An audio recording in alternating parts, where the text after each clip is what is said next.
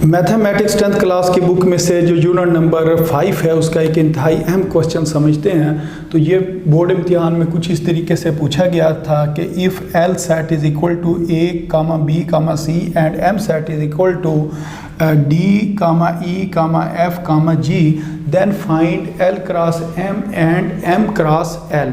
तो इस क्वेश्चन को हम किस तरीके से सॉल्व करेंगे, हम कहेंगे कि हमने एल क्रॉस एम को फाइंड करना है। तो सबसे पहले यूँ लिखेंगे एल क्रॉस एम, तो क्योंकि एल पहले लिखा हुआ है तो एल सेट इस जगह पर पहले लिखेंगे ए कामा बी कामा सी, उसके बाद ये क्रॉस लिखा हुआ है इधर क्रॉस लिखेंगे और उसके बाद एम लिखा हुआ है तो एम सेट किसके बराबर है D comma E comma F comma जी।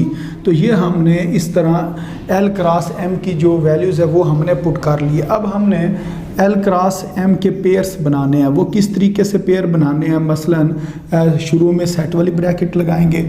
अब ये जो ए है इसको हमने अगली तमाम टर्म्स के साथ मिलाकर लिखना है। तो इसको हम किस तरह मिलाकर लिखेंगे या किस तरीके से पेयर बनाएंगे, तो ये आपने ख्याल रखना है कि सबसे पहले आपने स्मॉल ब्रैकेट बनानी है, फिर कामा, फिर ब्रैकेट बंद करनी है और उसके बाद आपने कामा लगाना है। तो ये दो कामें आपने लाजमी लगाने हैं। तो इसके अंदर स्टूडेंट्स इसी चीज़ की गलती करते हैं और ये याद रखना है कि स्मॉल ब्रैकेट होगी, कामा दरमियान में भी होगा और बाद में भी होगा। मसलन ये जो ए है इसको अगर मैं यूँ इसके पेयर्स बनाऊँ ए कामा डी फिर ब्रैकेट के बाद भी कामा, ये दो कामें आने चाहिए जिस तरह ये वाले दो कामें हैं।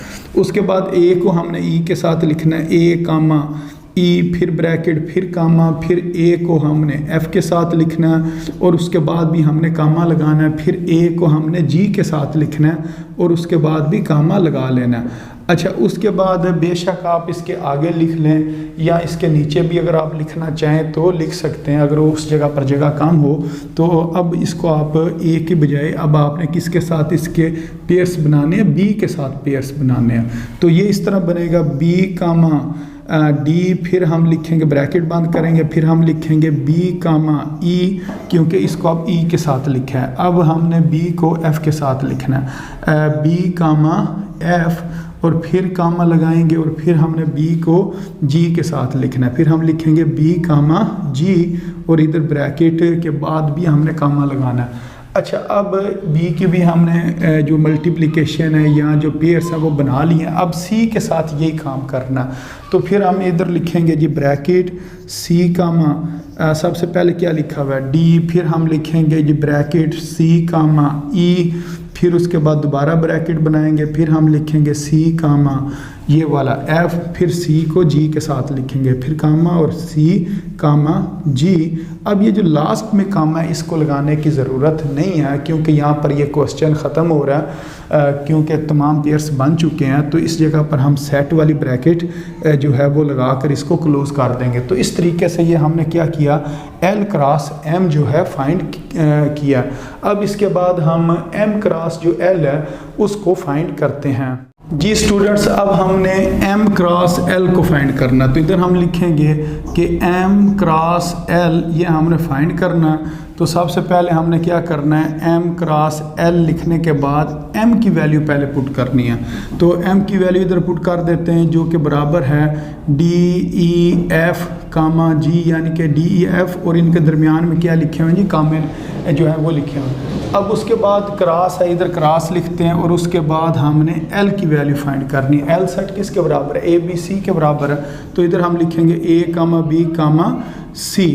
अब हमने इनके पेयर्स बनाने हैं। तो पेयर्स किस तरीके से बनाने हैं वो मैंने आपको बताया कि सबसे पहले आपने सेट वाली ब्रैकेट लगानी होती है, उसके बाद आपने डी को अगली तमाम टर्म्स के साथ दूसरे सेट की जो टर्म्स हैं या एलिमेंट्स हैं उनके साथ आपने पेयर बना के लिखना है। और पेयर इस तरीके से बनानी है कि ब्रैकेट फिर कामा फिर ब्रैकेट बंद और फिर दोबारा कामा।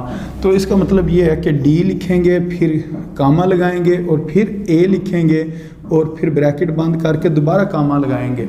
अब इसी तरह डी को हमने बी के साथ लिखना है, तो ये हम यूँ लिखेंगे डी कामा बी फिर ब्रैकेट बंद फिर कामा, फिर डी को हमने सी के साथ लिखना है, तो यूँ लिखेंगे डी कामा सी और यहाँ पर ब्रैकेट हमने बंद कर लेनी है। अच्छा, अब ये डी की जो मल्टीप्लिकेशन है या जो इनके पेयर बनाने हैं वो मुकम्मल हो गए। अब सेम यही काम हमने ई के साथ करना है। तो इसके आगे बेशक आप लिख लें, इस जगह पर यूँ लिखें ई कामा ए, फिर ई को आपने लिखना है बी के साथ, फिर आपने ई को लिखना है सी के साथ, तो उसके बाद इधर भी काम आएगा।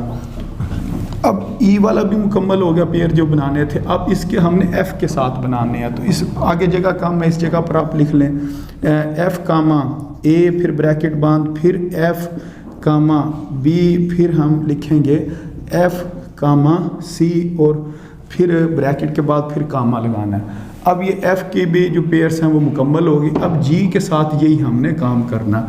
तो अगर हम जी के साथ ये तीनों के पेयर बनाएं तो क्या बनेगा, जी कामा ए, फिर हम लिखेंगे जी कामा बी, और फिर हम लिखेंगे जी कामा सी।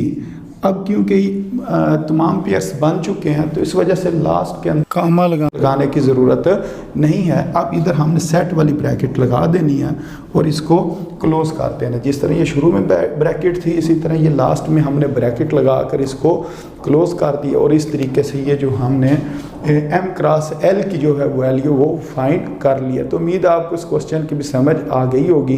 तो अपनी दुआओं में याद रखें। अस्सलामु अलैकुम वरहमतुल्लाहि वबरकातुहू।